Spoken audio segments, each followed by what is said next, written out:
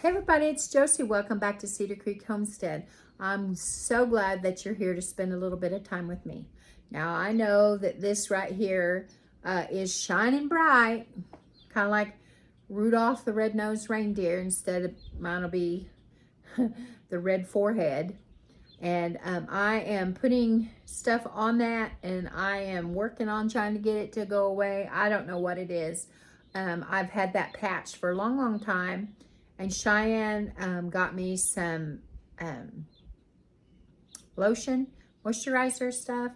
And it's the same thing that she uses. And it usually just clears it right up. But I'm having a little bit of an issue with it right now. So just bear with me that there's not anything that I can do about it. So I'm good. I'm not trying to win any contest or anything like that. So I'm so glad that you guys are here. I'm so thankful that I get to spend a little bit of time with you. And I appreciate so much all of you that have just really been pouring out love and encouragement upon me, and just, you know, encouraging me to travel on and to keep going, and also lifting my children and my grandchildren up in prayer, and they're, you know, in their new adventure.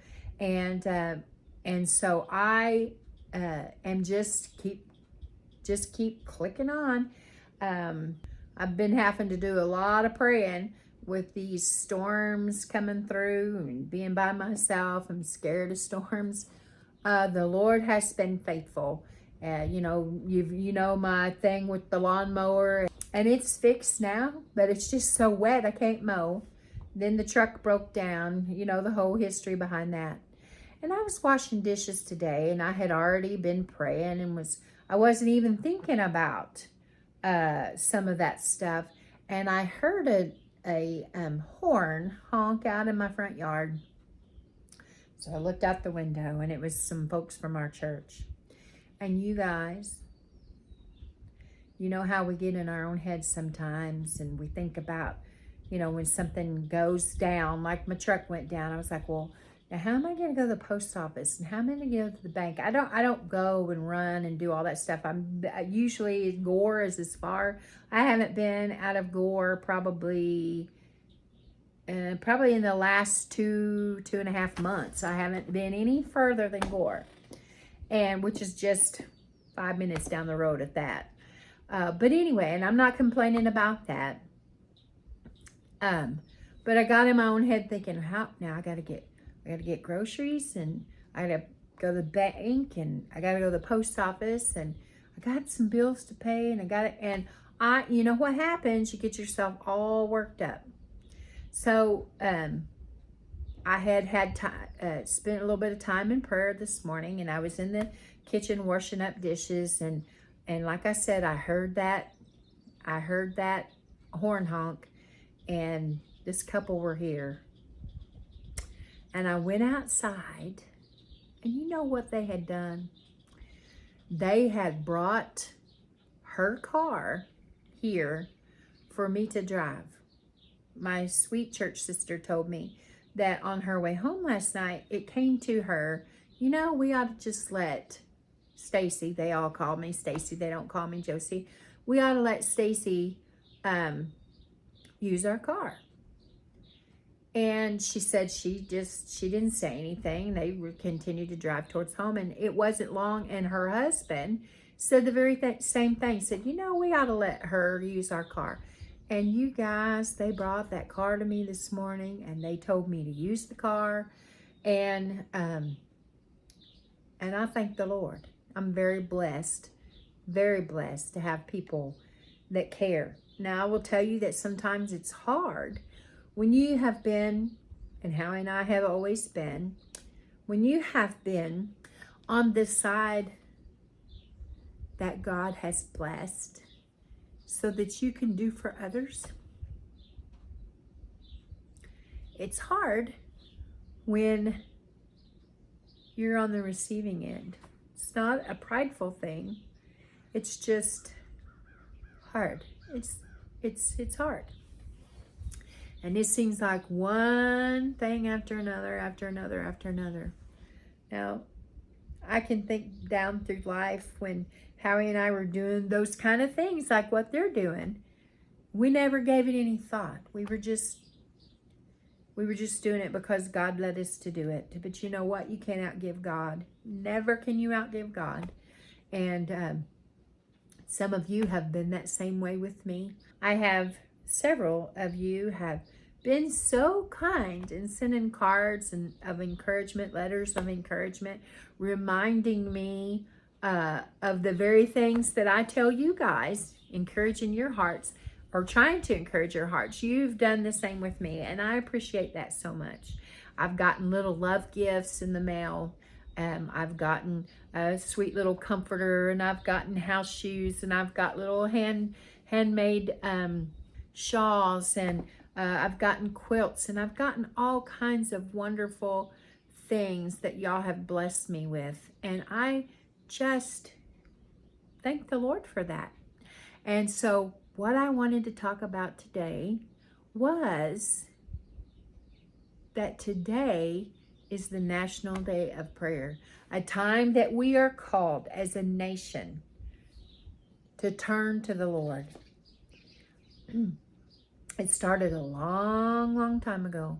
And I know that there are people that don't really want to think that way back then, people were thinking about the Lord, and they were establishing laws, and they were establishing rules based on their belief in the Lord and trying to live the right way.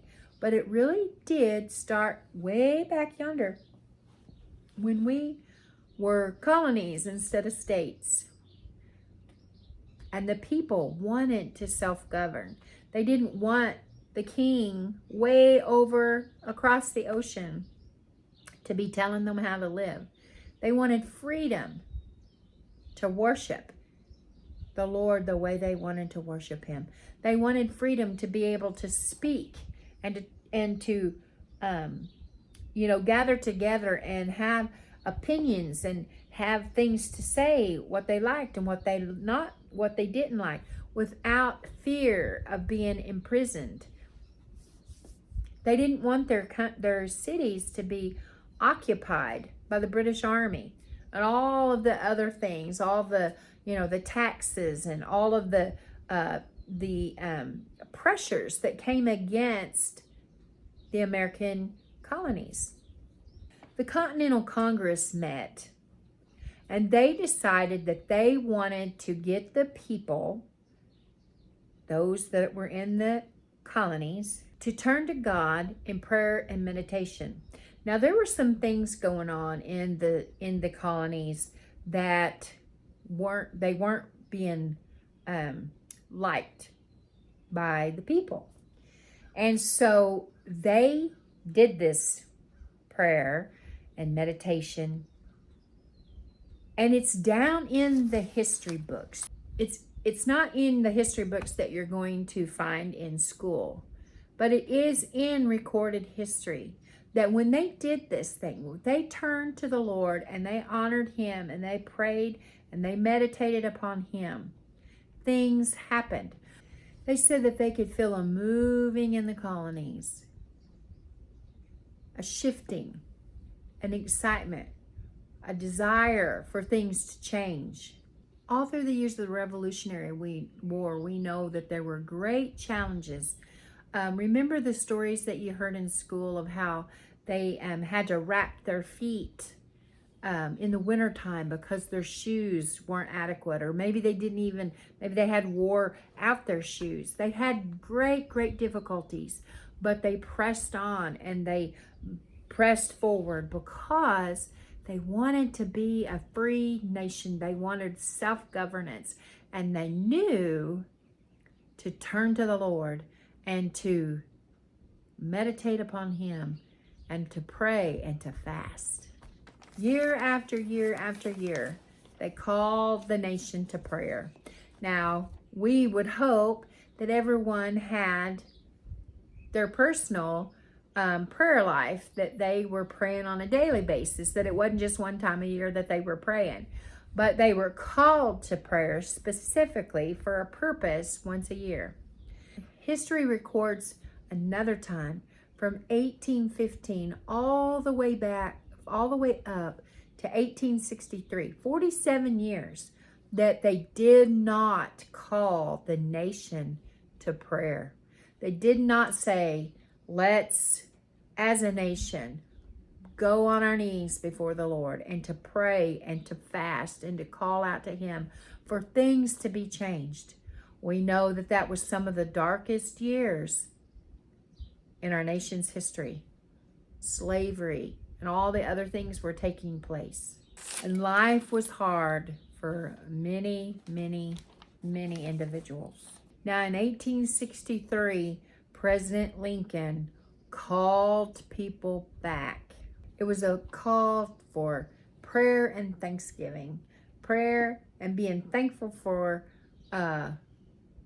what was going forth, what we were coming out of. Before that time, they tried to call, when they were calling the nation into prayer and fasting, they really observed in the fall, they would observe being thankful and prayerful. And in the spring or early summer, they would call people into prayer and fasting. They had these causes.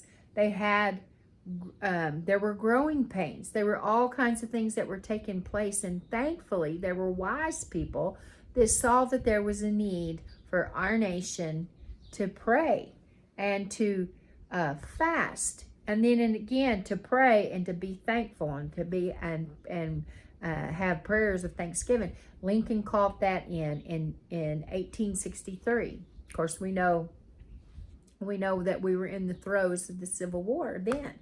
And then in 1952, somebody else had something to say about the National Day of Prayer. And I bet you've heard this name before. An evangelist by the name of Billy Graham. Now, Billy Graham said that it would be a thrilling and glorious thing to see the leaders of our nation kneeling before the Lord. What renewed hope and courage would grip the American at this hour of peril. Now, in 1952, of course, we know that the Korean War, all the things were going on with that. And members of the House and the Senate made a joint resolution for a National Day of Prayer. And President Truman designated it. It was a time for the country to turn to God in prayer and meditation at their churches, in groups, as individuals, to be encouraged and to calm their nerves. And we were in the throes of war.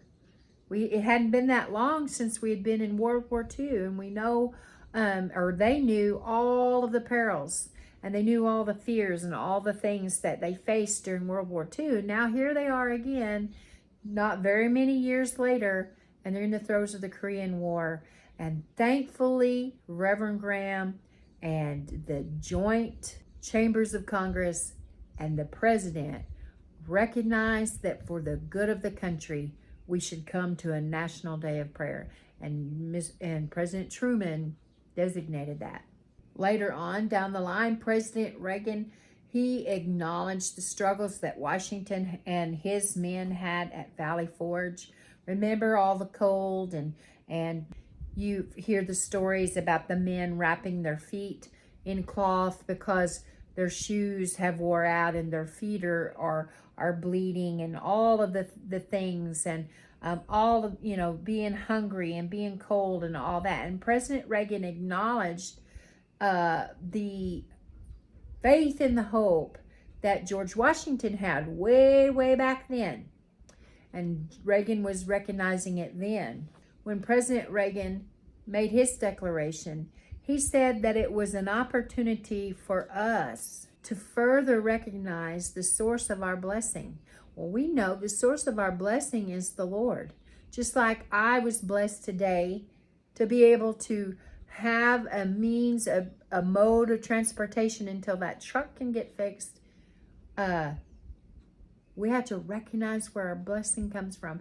Thank the Lord that we had a president that was saying that, and presidents down through time and evangelists and others that were calling people in to prayer and to fasting and to Thanksgiving. President Reagan also said that it was a time for us to seek the Lord, seek his help for the things that were going on in that day. Now let's see, back then in the early 80s, I was 12, 13 years old, but I can remember some of the different things of the early 80s, and it was scary for people. I know my family, my parents struggled some. Money was tight. Things were going on out throughout the world and all kinds of, just different things. Maybe not the same situations, but like situations that are going on still today.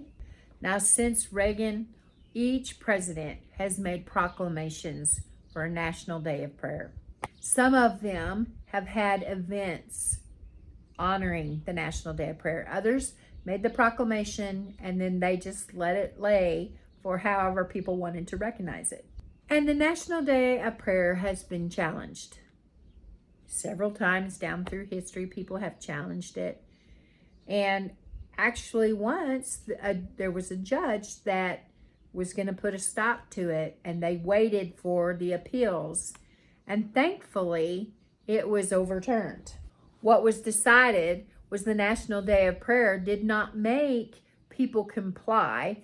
The National Day of Prayer is not a law that says you have to pray, but at the same time, it doesn't keep people that want to pray from being able to gather and to pray. No doubt there are people that think that this is nonsensical, that there's no purpose in this. Now, you might be saying, Josie, what are we going to pray for nationally? Well, there's lots of things that we can pray for nationally. We are blessed to be citizens of the United States of America. This nation has been blessed. Have there been problems? Have there been faults? Yes. Are there still problems and faults? Yes. But it's still a blessed nation. We need to remember, whether you like them or not, to pray for our leaders, those that are in positions to make decisions for us. They are our representation. We all don't go to DC, thank goodness, to sign all of these things. We have representation to do that. And we better be praying for our representation because, when they're here in your state or in your local areas and they're speaking and they're telling things, and then they go to Washington, and if they're not strong in their convictions, they're easily persuaded. We all know that happens even at the local level. Even in our families, we can be persuaded to change our mind or change our position on something. So we need to remember our leaders nationally, our president, the Supreme Court, Congress, the president's cabinet, all Department of Justice, all of those. We need to pray for them, and not just one day a year. We need to be praying for them. We need to pray for wisdom, that they make the right decisions based on the Word of God, hopefully. Same thing with our states. Every state has its own issues and things that they care about, they vote about, they want in place. Of course, our local municipalities, all those folks need prayer for the same thing, for wisdom to do the right things. For our schools, where we let our children go and that their little minds are open to all of the things that are being poured into it. We definitely need to pray there. Starting at preschool and going all the way through high school and on to college or trade schools. We need to be praying for our schools and the people that are running them. We need to pray for our churches, our church leaders. If you've got a pastor that tells the truth and they preach the Bible, no matter what people think, if they preach the Bible, they preach the word of the Lord, then you better be supporting your pastor. You better be supporting your church members. Thank God I have a church full of people that care for me. I am blessed beyond measure. You better be praying for your church members. And my goodness, folks, we need to pray for our families. Our families are fractured. Not everybody, but there's a whole lot of families that are fractured. Maybe daddy's not in the home. Maybe mama's not in the home. Maybe the grandparents are the ones that's raising the children. The parents are off doing their own thing, or maybe in prison or strung out on drugs, and we know that we have so much of that. We need to pray for our children, even our grown-up children, and even if they think that they don't need it, we need to pray for them. We need to pray for those that have fractured relationships, that those can be repaired and restored, because we're stronger in our families when we all work together.